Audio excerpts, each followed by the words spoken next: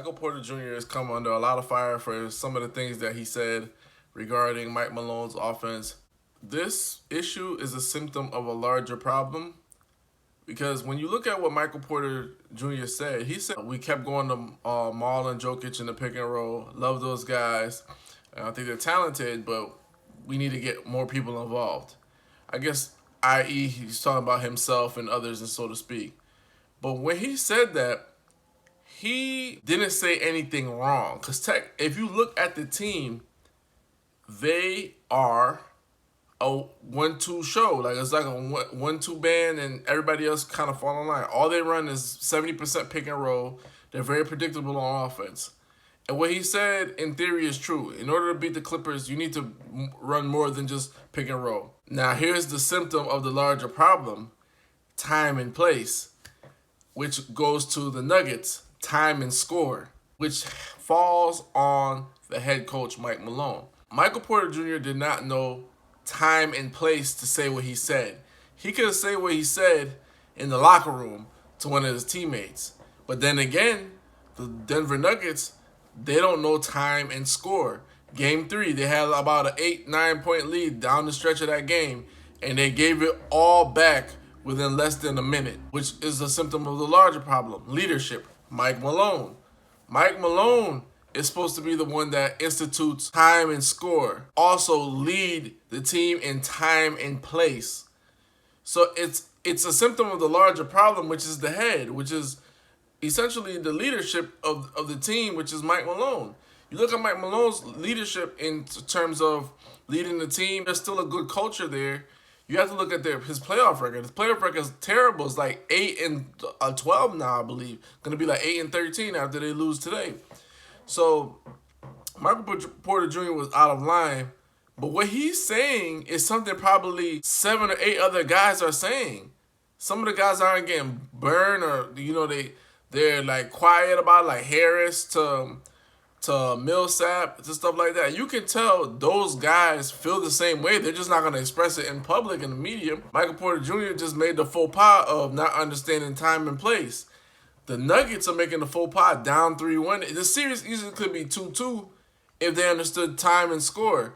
If you're up 8, you don't need to keep running fast and running the ball and all this other stuff. You can slow it down, and you can make the Clippers nervous and make them go for home runs instead of you swinging for the trees.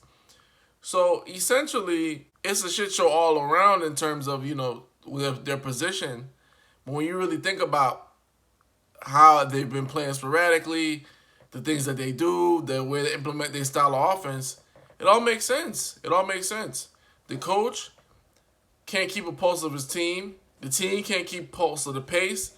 And the players can't keep pulse of the times and the situations that they're in. It's all incumbent, all within each other.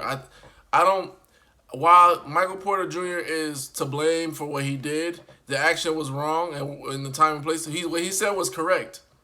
The problem is, it's a trickle-down effect, and you see it within the players themselves. Boston Celtics against the Toronto Raptors, Game 7, while the Celtics have shown they have supreme talent, they're a better team, I got an eerie feeling that the Toronto Raptors will win Game 7. And that's because the Celtics play with them too much. Brad Stevens needs to institute a no-nonsense policy. We're not going to do no nonsense with the fouling, with the ticky-tack fouling. We're not going to do no nonsense with missing defensive assignments. We're going to do a no-nonsense policy when it comes to not running plays, which means this: you're going to sit next to me if you don't execute how I expect you to execute, and we'll have somebody else come in. Just because you have Tatum and Brown, they're very talented, it doesn't mean that forget all the other offensive principles or defensive principles. The Celtics are allowing their talent to potpourri the odor of poor execution. To be up on the team 2-0 and let them win 2, and then you guys going back and forth, and then down the stretch of every game, you're poorly executing. It's an execution problem. Like, you have a funky smell of poor execution.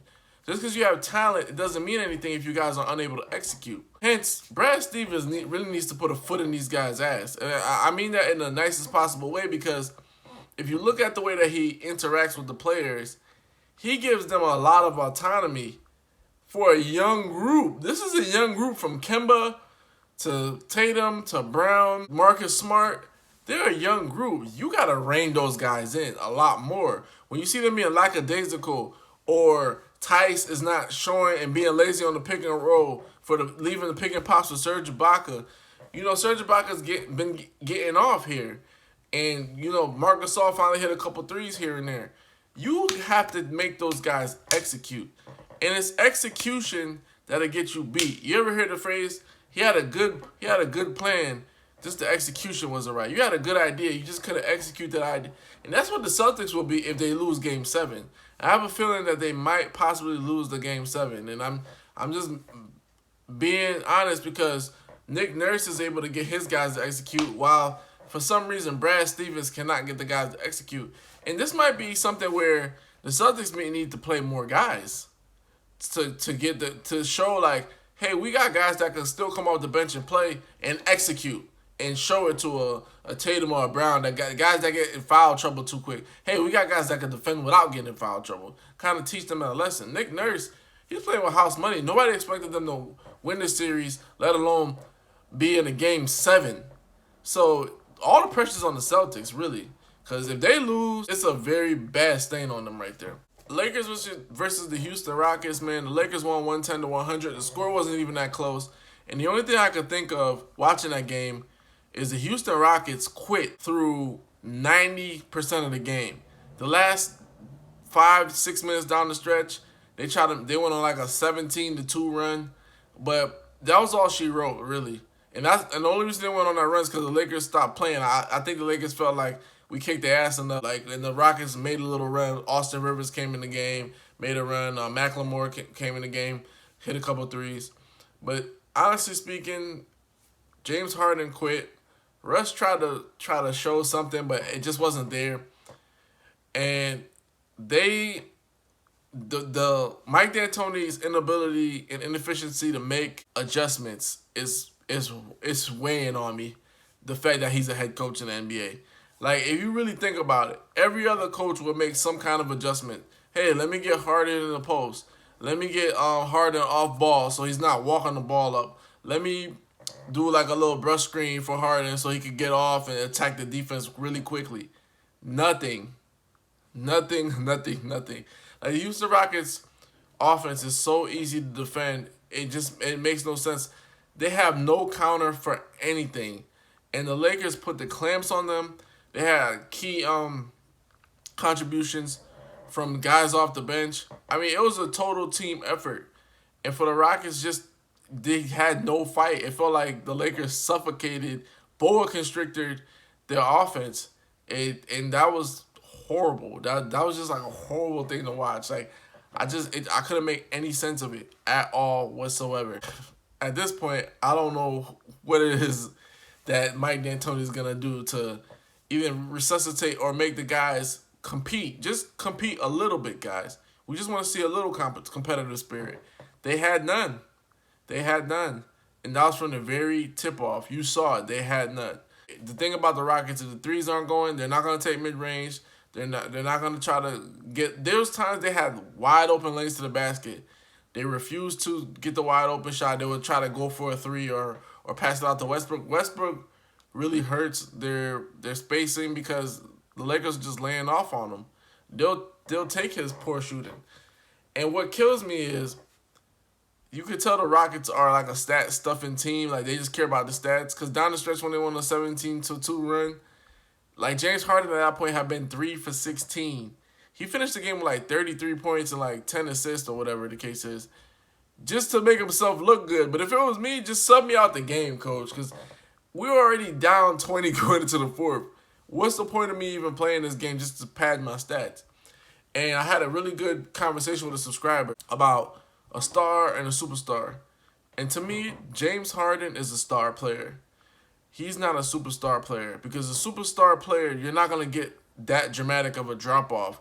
They'll have 1 or 2 bad games. The drop-off that James Harden has really exhibited in this series. Same thing with Russell Westbrook, if you really think about it. Mr. Triple Double. The drop off that these two guys have shown in this series, and also other series in the playoffs, never being out the first round for Russell Westbrook since Kevin Durant left. It's horrible. These guys, they play really good in the regular season. They get in the postseason, and it's just like they turn into something. The pumpkin and the coach and the glass slipper for Cinderella it just all goes away, and then the Cinderella story is over, and they're back. They're back to the pumpkin from the coach. They're back to the raggedy shoe from the slipper, because they do not play the same in big leverage moments. First round, they'll play good. Second round, third round, it's a problem. People bag on like Steph Curry for like having poor finals and sometimes showing or whatever, or maybe a bad game here in the finals. Steph Curry probably averages, I think he averages 28 points, like 9 assists and 8 rebounds in the finals for his career. So he balls out in the playoffs, period. These guys, I don't know. You got to put an APB out on these guys. Where are they? Because they don't show up at all.